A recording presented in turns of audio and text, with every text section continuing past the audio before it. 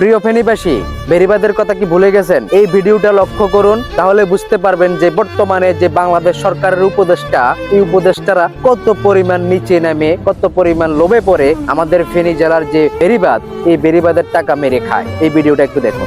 1388 লাখ টাকা, 1388 মানে 13 কোটি 88 লাখ টাকার যে বেড়িবাঁধ, এই বেড়িবাঁধের যে হরিলুট, এটার নিউজ করছি।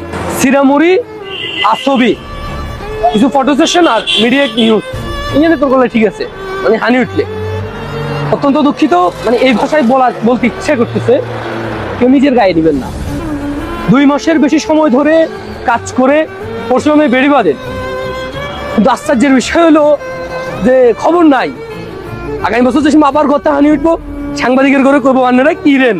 আমাদের ফেনীতে যখন পানি উঠে তখন পর্যন্ত আমাদের আন্দোলনটা থাকে, যখন পানি চলে যায় তখন আর আমরা খোঁজখবর থাকে না। এই যে সাংবাদিক ভাই, আপনাকে অনেক অনেক ধন্যবাদ যে আমাদের ফেনী জেলার যে টাকা, যে বেড়িবাঁধের জন্য টাকা বরাদ্দ হয়েছে, এই টাকা উন্মোচন করে দেওয়ার জন্য। কারণ হচ্ছে বর্তমানে বাংলাদেশ সরকারের যে উপদেষ্টা, সবগুলো হচ্ছে চোর বাটপার। তারা বাংলাদেশের যে টাকা, এগুলো সবগুলা বিদেশে পাচার করতেছে। কারণ তারা বেশি দিন আর টিকবে না, এই কিছুদিনের মধ্যে তারা পতন হবে। কারণ হচ্ছে তারা প্রবাসীদের নিয়ে যে সকল কাহিনী শুরু করছে, প্রবাসীদের এবং কি বাংলাদেশের যে সাধারণ জনগণের যে মোবাইল ট্যাক্স, সেটার নিয়ে তারা আইন চালু করতেছে।